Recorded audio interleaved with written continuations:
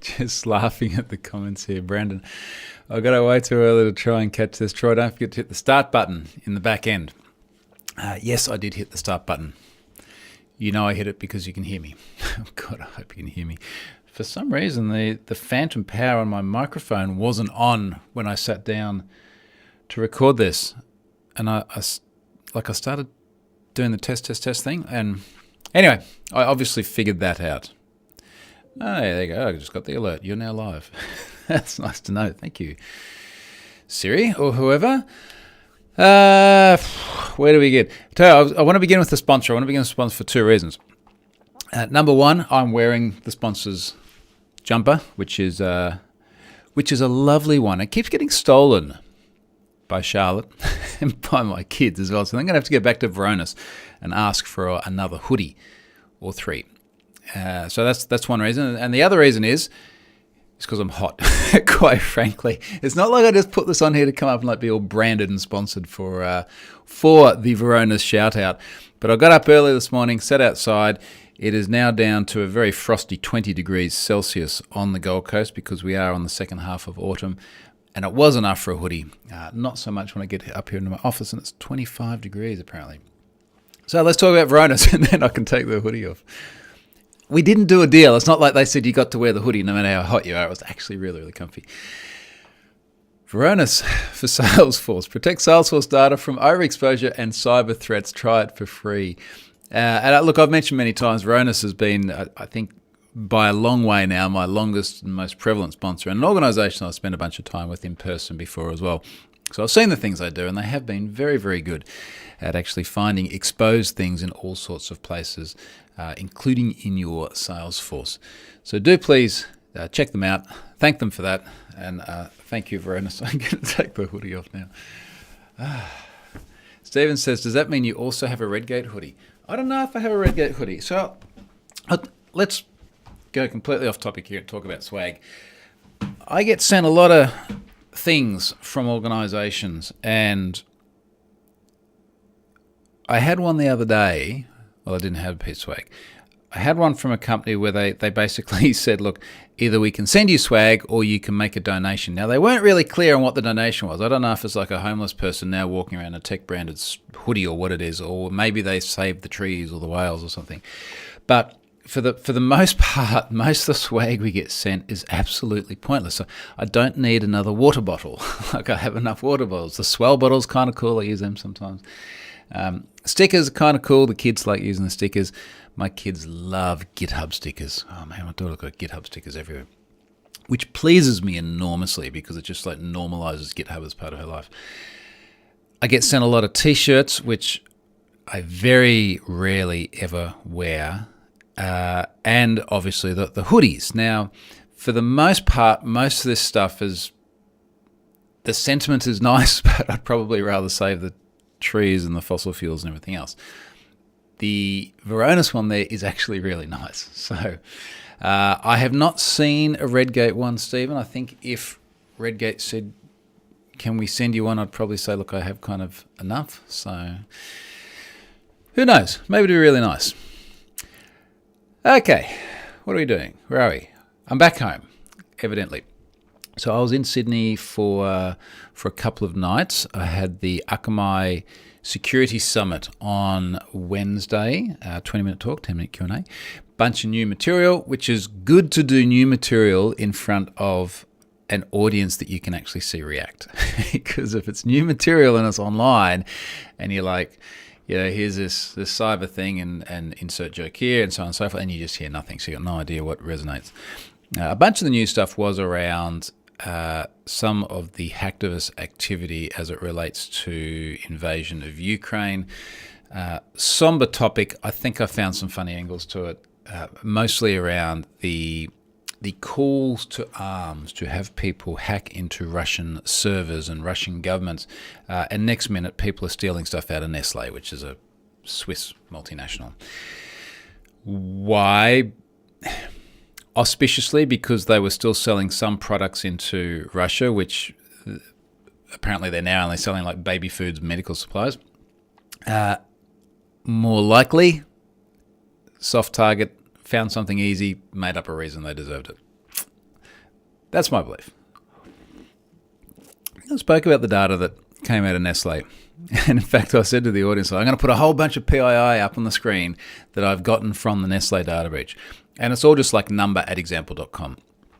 In fact, something like a very high 90% mark of the data in there was just junk. And there was a very small amount of like genuine B2B stuff, which Nestle said, look, we actually exposed that ourselves. No one broke into our things. We just left it out there. Anywho, that was fun to actually go and see people in person again. So what did we do there? Caught up with a couple of different sets of friends, which was nice because we had a long time not going to Sydney. Went to my favourite bar, Wednesday night. Charlotte, there's a photo on my Twitter timeline of that backstory, and absolutely epic. If you're in Sydney, going to go and check that out. And then went to a very nice French restaurant. Nice little trip and an easy flight home yesterday as well.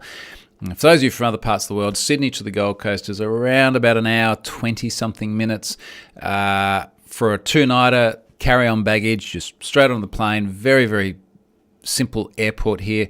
Off the plane, straight into the car, which is like 2-minute walk from the airport, and you're home. And it's the easiest thing in the world. So, no, actually, no, walking upstairs and doing a presentation from here is the easiest thing in the world, but I don't get to see humans. Very easy trip. So that was good. Neil, can you let us know when you're next in Sydney? So what's on my list? I do have on my list where I'm going to be. What do I got to do next? The next thing on my upcoming events is NDC Melbourne in June.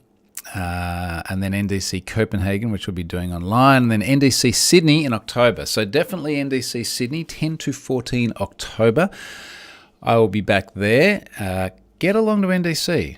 That's a very, very close event to my heart. So give that one a go. 7 Lodge TH, can you talk about the change password.well-known URL? Didn't know it existed till you tweeted. All right, good question. I didn't know it existed until I tweeted it either, and I really still don't know much about it because I haven't had much time to look at it. But let me wing it. I'm going to go to the Twitter here. So I guess first of all, as a principle, there is no spec for how an organisation should stand up, say, their change password page. So, it doesn't have to be at /change password or anything like that.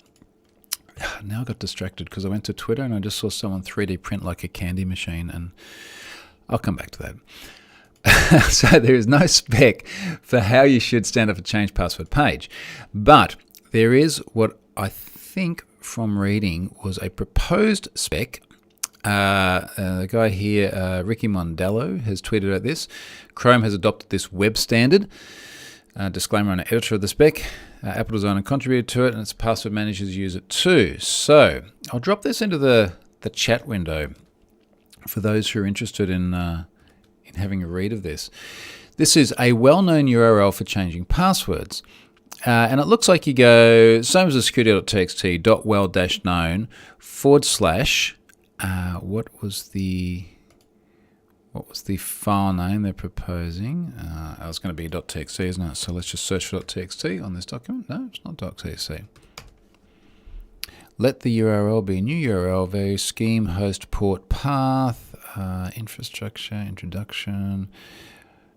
I'm going to have to read this properly because someone actually asked an interesting question too. They said, what if you have multiple change password paths? Because what if you have like a public section of your website and then you have a private section of your website? I'm going to read into this in more detail later on. Change password URL. There you go. Change password URL of origin is a URL that points. Yeah, but it's still not clear on what address it sits. Let me see if it's here. Oh, here you go. Sorry, it's just a path. Change password. .well-known / password. So I guess the rationale here is to make it easier for people to figure out how on earth to change their password.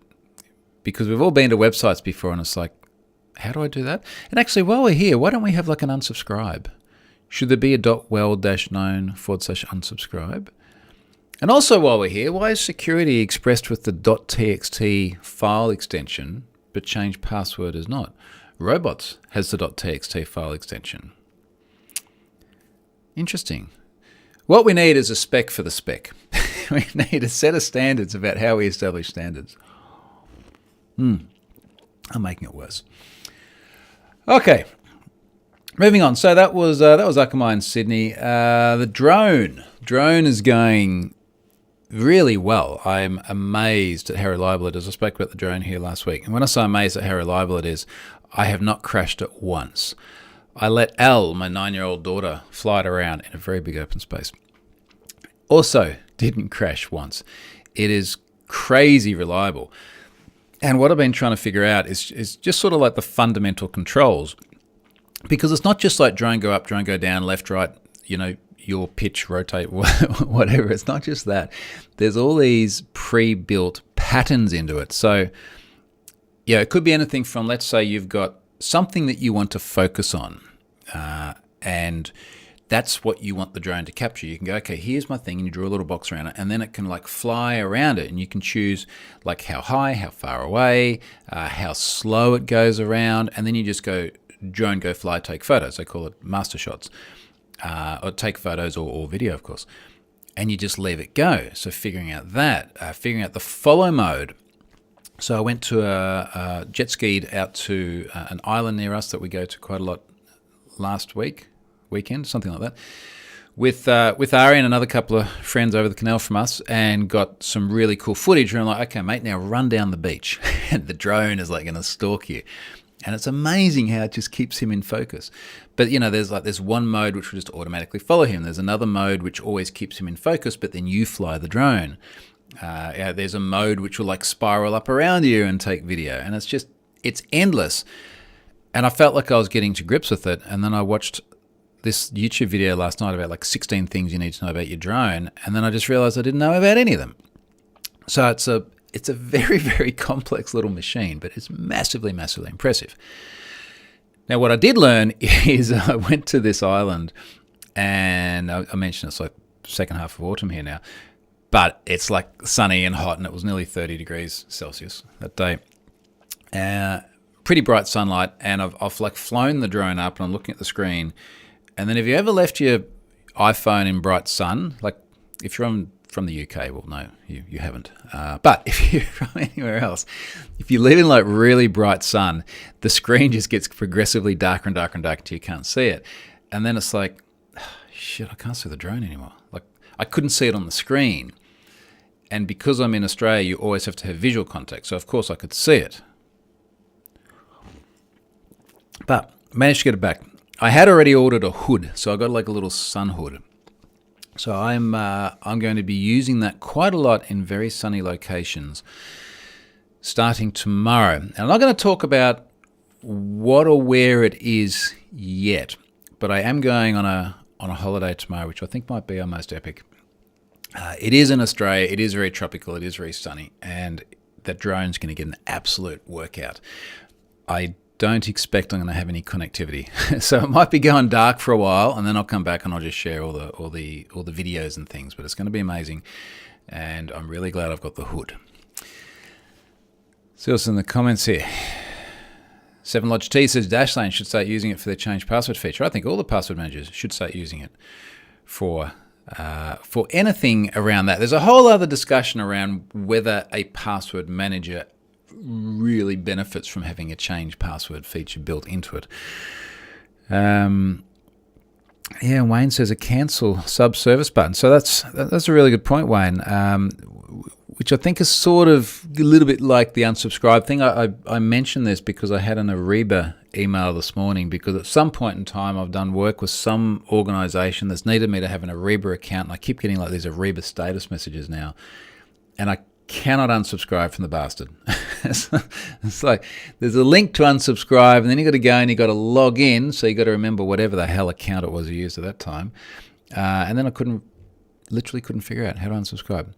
Doesn't exactly solve that problem, but I think the premise of having a well-known URL for unsubscribe, and there should always be, in my view at least, a 1 or 2 click unsubscribe. Say 2 click on the email. Are you sure you want to unsubscribe? Yes. Just in case a robot like crawls the link inside your email because of checking for safe browsing or something like that. Brandon says, "May change password is meant to be a redirect for the change password page." No, I don't believe so. I think that spec actually does Does it redirect? Just search redirect on this page. I got to write about this. Servers should redirect HTTP requests for the origins change password URL to the actual page in which you're... Okay, yeah, you're right. That makes the spec really simple, doesn't it? It's like, if you request this URL, just like, I guess 301 to the new location, permanent redirect? No. Servers should redirect HTTP requests for an origins change password URL to the actual page on which users may change their password by returning a response code with redirect status 302, 303, or 307. Why would you not 301? Wouldn't you want everyone to just automatically, permanently redirect to that path? Note, the above paragraph restricts servers using temporary redirect code. See issue 13. What's in issue 13? The spec accepts all redirect status codes as listed in the fetch spec, including the permanent ones of 301 and 308. Since 301 and 308 inform clients that the redirection is permanent, they might cache the URL found in the location header. Okay. And stop calling the URL that triggered the redirection. Here, we can't be sure that website maintainers will not change the URL of their change password page. Okay, so to paraphrase that, what they're saying is, if you permanently redirect, the whole semantic intent of a 301 is that forever and a day, this URL will always go there. Now, if the browser caches that and says, okay, the next time you go to .well-9/change-password, always go to this same URL, but the developer of the website has changed the change password URL to something else, then you end up at the wrong place. But if I was to counter that, and it's not here in the discussion on the GitHub issue, but if I was to counter that, I think there's also an argument of, do you as a web developer not have responsibility for maintaining the integrity of a URL? If you're going to take something away from a URL and put it somewhere else, then you should be redirecting anyway. That's my view. But either way, any of these work. And let's face it, from like a performance perspective, which is one of the things we get from a 301, because the browser can just redirect if it's seen it before rather than having to issue the request. Do we really care too much if there's one extra hop? I don't think so.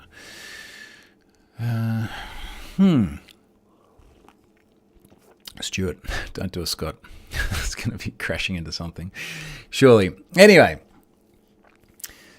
Mailchimp. I thought I'd mention Mailchimp briefly because I tweeted about them yesterday, and on reflection, it might have sounded a little bit disingenuous. I really like Mailchimp, and I really like the service they operate. The people there, I've spent some time with some Mailchimp people in person before. And one of the things I really liked, and I have spoken about on multiple occasions before, I'm just going to see if I can find me tweeting about it because I'm sure I've made this point many times in the past. If I search for my handle Mailchimp on Twitter, probably photos. Here we go. Oh, a good example. June 30, 2017. Troy Hunt. Love this. Just paid Mailchimp some money and got a 10% discount because I have 2FA enabled. How cool is that? They gave me 10% off. December 1, 2018. Friendly reminder that Mailchimp is awesome for offering a discount when you enable 2FA. Many services still view this as a premium feature. Which is good. I think that's the 2 times I tweeted.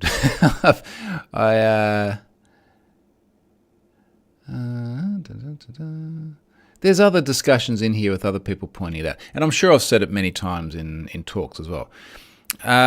Less exciting is this one that I got. When was this? Was this just yesterday? April 21. It was yesterday. Mailchimp email. We're writing to let you know that we're making some changes to certain discounts. As one of our earlier adopters of two-factor authentication, you've been receiving a 10% discount on your bill for more than 2 years. Yep, based on this, about 5 years. We're so glad you've set up two-factor authentication link through to two-factor authentication, in case I'm not sure what it is, which is kind of ironic because you're sending me this email because I have it enabled. To keep your account and audience data secure. So far, so good.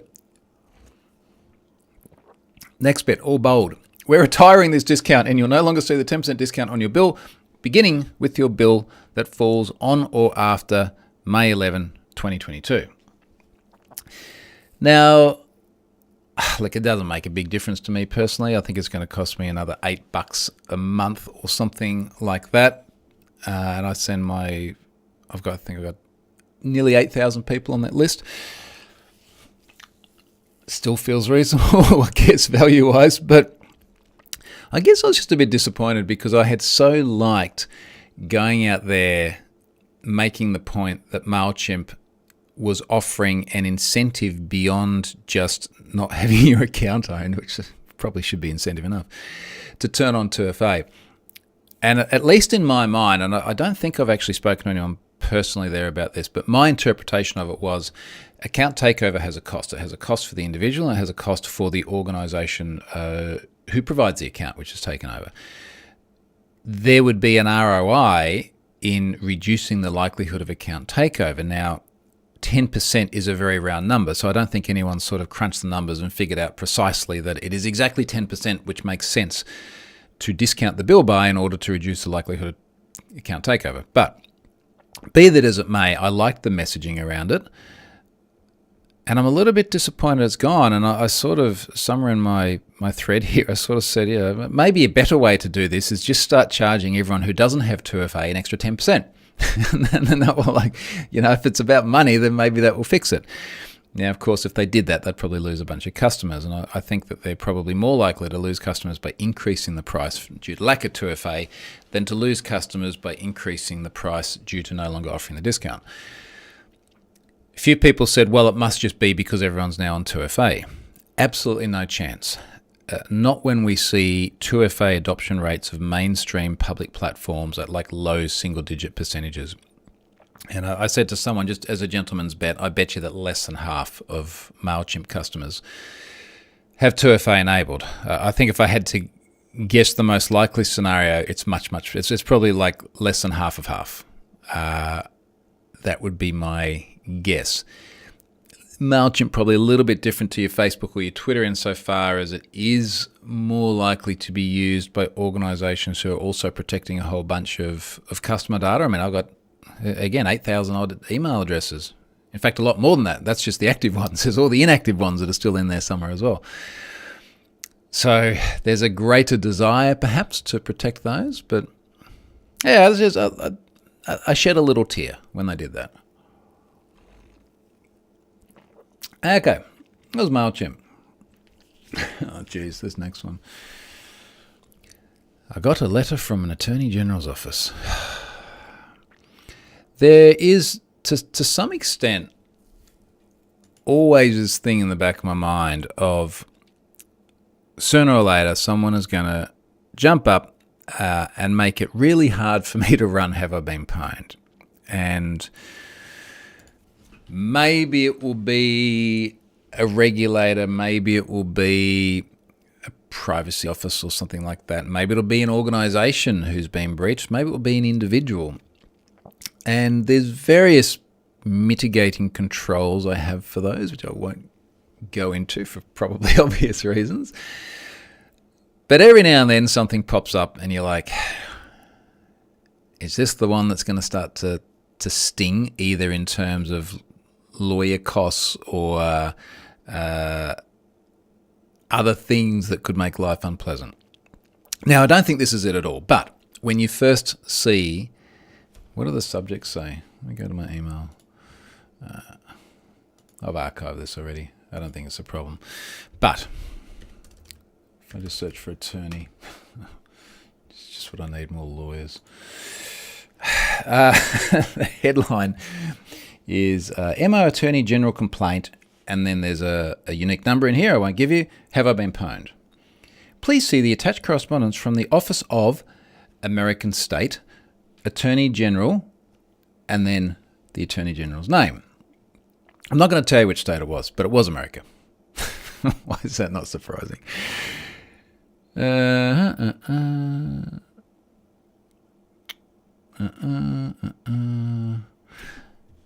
Where's the message here? It says, do you have I been pwned?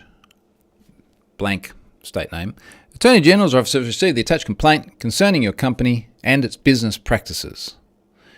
Please review the complaint and provide a written response within 14, the word, and then 14 the number, in brackets just in case you didn't understand the word 14 days. If this matter has been resolved in a fair and appropriate manner, please advise our office of that resolution. Please make sure you reference the above-mentioned complaint number in all correspondence. We appreciate your immediate response and cooperation in this matter. And it's right off the bat, I know this is how it works, but it just feels obnoxious. It's like, so you've got some local state government office on the other side of the world sending me messages like this about an Aussie service, an Aussie company. Anyway, let me read the details of it. So, brief description of complaint. I'm filing a formal complaint against the company Have I Been Pwned. There's no company. I was recently made aware of their site, https, very good, //haveibeenpwned.com/ was subject to a data breach in Feb 2018, which exposed the following classes of data for me and plenty of other users. Now, let me read that again.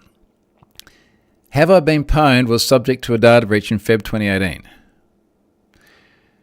And then it goes on. This is the description. And as soon as I started reading it, it's like, hang on a second, this is familiar. 2,844 of the files, consisting of more than 80 million unique email addresses, had not previously been seen. Each file contained both an email address and plaintext password and was consequently loaded as a single &QUOT unverified &QUOT data breach because encoding. Because when I load breaches into Have I Been Pwned and I put the description in, I encode non-alphanumeric characters. The company failed to notify me of the breach, which hindered me from taking the appropriate actions to prevent damage that could occur due to my exposed data. That's because it wasn't it's not me. It's like something out there got breached. Your data was in there. I put it in Have I Been Pwned along with the 11.5 billion other records that are in there. And you used Have I Been Pwned to discover you're in a breach that never got disclosed to you. And now you're pissed at me. Consumer has indicated the following statements apply to this complaint. 3 bullet points. Number 1, consumer has taken these actions. No action taken. Number 2, consumer has contacted agencies. Blank. Number 3, consumer would like the complaint resolved via, and this is obviously, there must be like checkboxes somewhere, they fill it out. Refund, perform service, repair, invest. All right, I can't I can give you back everything you gave me. How about that?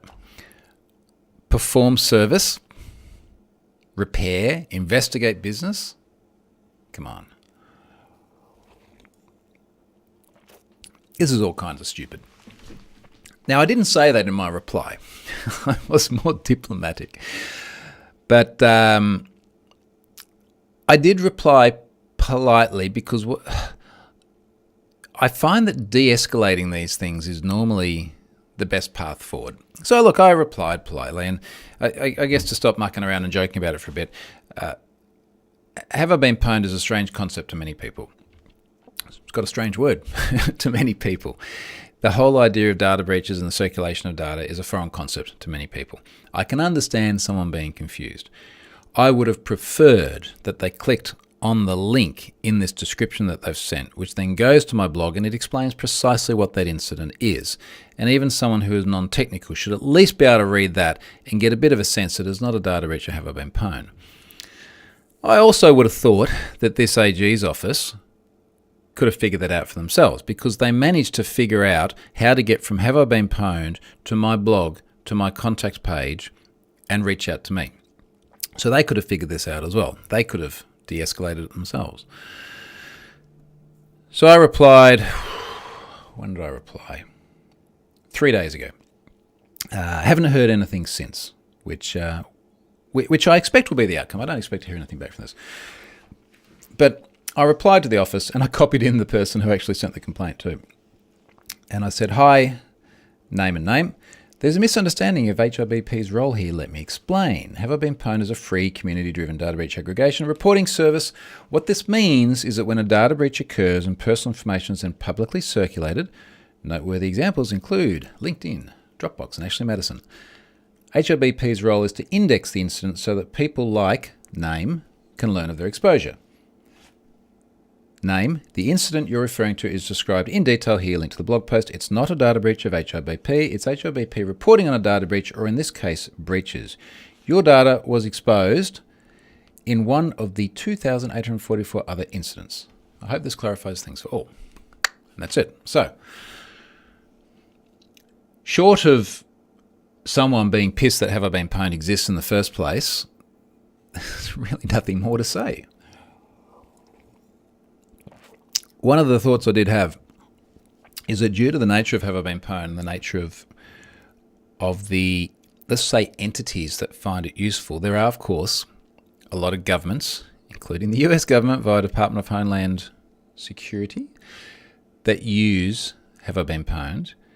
There are many Attorney General's offices, both in the US and other parts of the world, that use Have I Been Pwned. I have helped very directly some of those, including in the US. So my next thought was, if they make an issue of this, I now need to go and talk to the AG's offices that I have helped in the past and say, you know how I helped you out with that thing? Could you please write your mates over here a letter and just explain what this thing is? Anyway, maybe one day later in the future, I'll explain which state it was. Without saying anything more about it, it might make more sense when people know which state it was. Stephen Jones says, as an Aussie running a site in Australia, can a US state really do anything anyway? I don't really want to find out, Stephen. If I had to speculate, first of all, Australia and US, very friendly countries. We work together on a lot of different things, including the investigation of crimes, which I would hope that Have I Been Pwned doesn't fall into. Obviously, a lot of the data that goes into Have I Been Pwned is as a result of crimes, which is why I end up having engagement with a lot of these law enforcement agencies and AG's offices and things like this. One would imagine that the difficulty in mounting a cross-Pacific action would be much greater than, say, if it was someone in the state of Queensland, where I am, who was upset about it. Or conversely, if this service was operated out of the US, one would imagine that would be different. Now, of course, I am very dependent on US hosting companies. I'm very dependent on Azure. I'm very dependent on Cloudflare. They are US-based. I think you're going a lot further down the rabbit hole when you start getting to the point of saying, could an AG's office get to the point where they're actually trying to shut down a service? That is a lot further down that rabbit hole, and we're a very, very long way away from that. And hopefully that's not an issue in this case or any others in the future. But yeah, look, it's a good question, and honestly, part of the reason why I'm always so open and transparent and I give so much support to the likes of governments is so that if anything like this does become an issue later on, there's a good track record and a lot of support. Let's just say that. Stuart says, got to be a southern state. Rob reckons it's Florida. I'm not saying. I don't want to make it any worse. All right, let's move on. Data breaches. Disclosing data breaches. Surprised I haven't heard any more about this one, actually. There is, speaking of legal issues, twice in 1 week, there is another website called Avvo. Let's talk about Avvo. I did mention Avvo last week, but only insofar as, was it last week or even the week before I mentioned it? Only insofar as I was trying to find a security contact. Now, Avvo.com, that's AVVO. Experienced lawyers are ready to help. It is a website full of lawyers. Great start. I'm thinking they'll try to be serious about this. Browse attorneys. Oh, jeez. It feels like I think I said, maybe this is not the right term to use. I think I said on one of the recent weekly updates, it feels like an is my lawyer hot or not sort of thing. It is a bit of a rating system for lawyers, and it's an index of lawyers. In case you're not aware of that term, hot or not, it goes back a long, long way. It's like totally inappropriate, especially in today's measure, but it was a thing and it is a bit of a meme. Anywho, so Avvo is an index of lawyers. Now, some time ago, quite some time ago, many months ago, I had someone send me an alleged breach, 4.1 million records, allegedly from Avvo. And I just remember looking at it and having, I think, a combination of difficulty independently verifying it to a sufficient degree of confidence, and also just saying that it's a directory of lawyers and just putting it in the too hard basket. Now, what changed this is that on April 5th, so 17 days ago at the time of recording, someone here has tweeted, I've embedded their tweet in the blog post, it says, Troy Hunt, looks like Avvo has had a breach of their users list. I'm getting those "you've been hacked" scam emails on my Avvo specific address. No password, so I'm guessing they're hashed. And in the back of my mind, I was like, that name rings a bell, Avvo. And then the penny dropped, and I went back and I looked at the data, and I was like, oh yeah. So I reached out to the guy and said, look, can I send you your record? And there's very little in there. It's basically an email address and a couple of SHA-1 hashes and an identifier. And it's not clear what the SHA-1 hashes are. It's not unsalted passwords by the look of it. Maybe one of them's a salt and then it's combined in some way and then hashed. I didn't explore it that much further.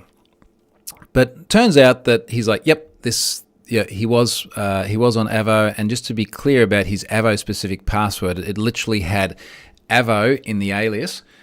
And I think from memory it was a custom domain, and he was just one of these people who's like, I am going to put the name of every service I sign up to in the email address I use so that if something like this happens later on, I can attribute it back. Now, just to pause on that for a second, like, good on him for doing that, because if he hadn't have done that and then reached out to me, we wouldn't be here now having disclosed what is evidently a data breach. So as soon as I looked at the website, I spent about 10 seconds looking at it, and then it's like, I'm just going to record this process, the entire thing, step by step, like trying to verify and disclose, because there's just something in my gut which is like, this is going to be painful. Like, I'm not going to have success in disclosure here. Now, this is exactly what happened. It's not like I did all of this work and I couldn't find anyone and I was like, screw these guys, I'm going to go and record. I literally, from the first moment I started doing this, it's like, I'm just going to record it. So I did. And then, how long is this video now? 1 hour, 15 minutes. So there's a 1 hour, 15-minute YouTube video in here going through the entire process of trying to establish the legitimacy of the breach, trying to disclose, sending messages on their Twitter account, sending Facebook messages, filling out their contact us form, emailing them, not getting anywhere, waiting, going to LinkedIn, finding 2 different people there in an engineering capacity, as in a technology engineering capacity, and messaging them on LinkedIn, burning my in-mail credits on LinkedIn. Couldn't get a reply from them. Speaking to the chatbot, which then turned out, I'm pretty sure, to be real humans, on multiple occasions. And they're like, yeah, talk to our parent company, not getting anything back from them. Going back through, taking the 4.1 million subscribers in Avvo, and then almost 4.2 million now in Have I Been Pwned subscribers, finding the intersection, mailing a bunch of them, going, have you used Avvo before? Yes, I have. Yes, I have. No, I haven't. Don't know what it is. Why don't you go and try the password? Oh, yeah, shit, I've got an account there. So establishing time and time and time again that this is legit, and eventually it's getting to the point where it's like, I have exhausted every reasonable avenue to try and get in touch with these guys. I'm now going to load the data, which I did. Published this blog post a week ago. Crickets. Not heard anything from them. I sent, how many emails did I send? I sent 20,183 emails to my subscribers in the breach, and another 9,637 to my subscribers who are monitoring domains. So I've sent almost 30,000 emails about this, and I've heard nothing back. So Avvo would be that you cannot not be aware of it. When I contact 30,000 people and go, hey, there's issues. Nothing, no disclosure. And if they had sent disclosure to people, at least one of those 30,000 people would have sent me an email and go, hey, Avvo's now disclosed. Press hasn't picked it up. It's not a big thing. It's basically just email addresses. Just going to look at the YouTube video. 10 comments here. I normally don't read the YouTube comments. Normally for obvious reasons, but nothing good on here. There's people talking about how time consuming it is. Wow, okay. And my mouse just died. I can't move. Why can't I move my cursor? That's why I have cables. Reading the comments. Someone says, well, at least Avvo improved your health by making sure you check your junk regularly. But on a serious note, that was the most frustrating contact legal. Yeah, so at one stage when I'm speaking to the chatbot's like, just contact the legal department. Like, well, in addition to all of the other things that are already contacted, okay. So I forwarded the thread onto them, got nothing from the legal department. So that was frustrating. What else on here? Rob Davis, love the response when I let a company know how I got spam on an email address created specifically for them. It can't be us. Your email client must be compromised. That is one possible answer, right? Like, it could be that the email client is compromised. But it also could be other things. And this is sort of the concerning thing. Wow. Everything here is properly crashing. I have no keyboard. I have no mouse. This is going to be really interesting in terms of how I actually end this this weekly update, because I can't control anything anymore. I wonder what happens. Maybe what I'll do is I'll get to the point where I pull the Ethernet jack out, and that will be it. Or I hit the power button on the PC. Just literally cycle it down. Jeez. Okay, well, I think it's still recording because I can actually still see it ticking over live over there. So anyway, we're sort of getting to the end. What other comments we got in here? Super interesting, but so frustratingly manual and fruitless. Yeah, so it's obviously still working because Stephen's like, now there's a 24-hour live stream. Why can't I use any of my controls? Like, I reckon I could ninja my way on the keyboard through this, but I literally cannot move anywhere. You sit here and listen to me read comments. Someone here says they might wake up once their customers start contacting them. They had a great opportunity to handle this and flunked it behind their cloaks. Very true. But inevitably they would have had customers contacting them. So I don't know what that means, that inevitably they have, and now they have done nothing about it, which is kind of odd. Okay, so I can't stop this. But I have gotten to the end. If you have any questions, I can read your comments.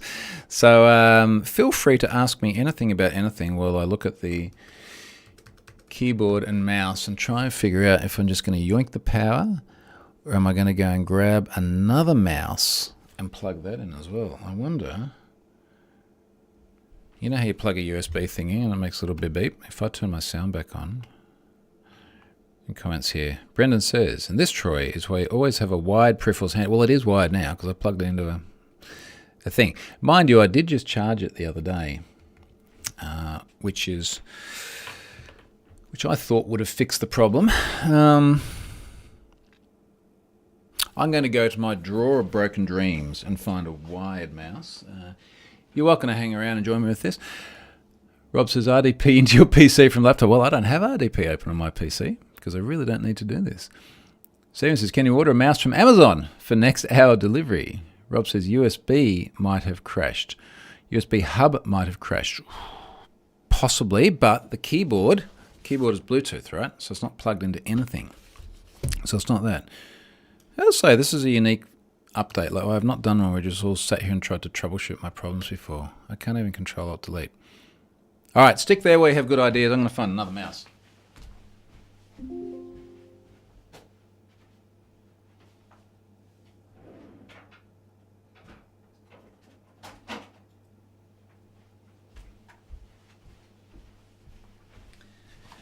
Finding my drawer of spares is rapidly increasing as the kids collect stuff as well. Okay, so this is very, very wide. Let's see if this works. Ooh, I got a beep beep that time. That's nice. And I've got mouse back. All right, I have control. I've got some control. That's great. I just remembered this mouse, the buttons don't work. So I can move the mouse. Oh, does it work? No. Why is a button not work? Oh, I remember now. Yeah, because this was Ari's mouse, and he's like, why does this button never work? I wonder if the middle button works. Why doesn't the middle button work? This is one of these sort of mice that looks really cool. For those listening to this later on, it's like it's all black and it's got hard edges, like the Lamborghini of mice, in that it breaks down the whole time. Admiring the Lego collection. How's the cyan coming? I was thinking about this the other day. I have not touched the cyan for months, and it's been going for more than a year. And it's one of these things where every now and then I'm like, I pick it up and I put it on the kitchen bench or the dining table, and I do a little bit more on it, and that's great. And then I just completely forget about it because life gets in the way. Henrik says, suspect the mouse might still be using BT even when plugged in for power. Normally it doesn't, and the reason why it doesn't is I've had so many occasions where the battery has died. Well, actually, if the battery's died, it's not using Bluetooth anymore because there's no power, and then I plug it in and it works as a wired mouse. So this one's not going to work. That's okay. I'm going to put that in the bin. If the buttons, well, I don't think the buttons work. I'll find another mouse. Guillaume says, don't ask too loud now, or you'll get a proper pallet of stuff. Scott figured out how, yeah, because Alexa might hear. That's the problem. Wayne says, control escape for start me. Yeah, it doesn't work when your keyboard's not working. Steve, what you need, Troy, is a home assistant automation so you can ask Siri to kill the stream. No, I'm just going to go and steal one of the kids' mice. Hang on a second.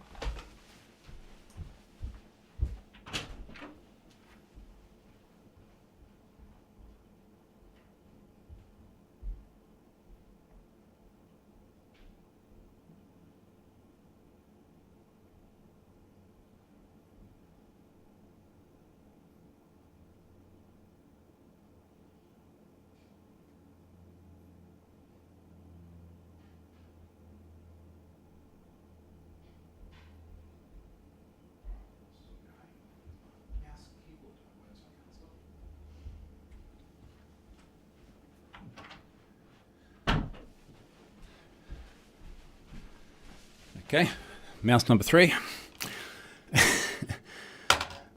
Try reconnecting the Bluetooth mouth. Yes, thanks, mate. That's great. It's really good. Another mouse. Another mouse. Do I have clicks? Yes, I've got clicks. Okay. Well, that was fun. Well, everyone's actually still stuck around. I've got more viewers active now as my shit starts breaking than what I did when I was talking about actual interesting cybersecurity stuff. So I now, you know how I'm going to fix this? I'm just going to restart the PC because as we understand, that does fix everything. So crisis averted. Thank you for sticking around and for all of your comments. Most of them were completely useless, but we got there eventually with the classic Lenovo cheapy mouse that is normally ours. All right, folks, thank you for joining. As I mentioned, I will be probably completely out of contact for most of the next week, and then I will be back here Friday next week talking about some of the cool stuff I've been doing. So cheers, enjoy your weekend, and catch you in a week.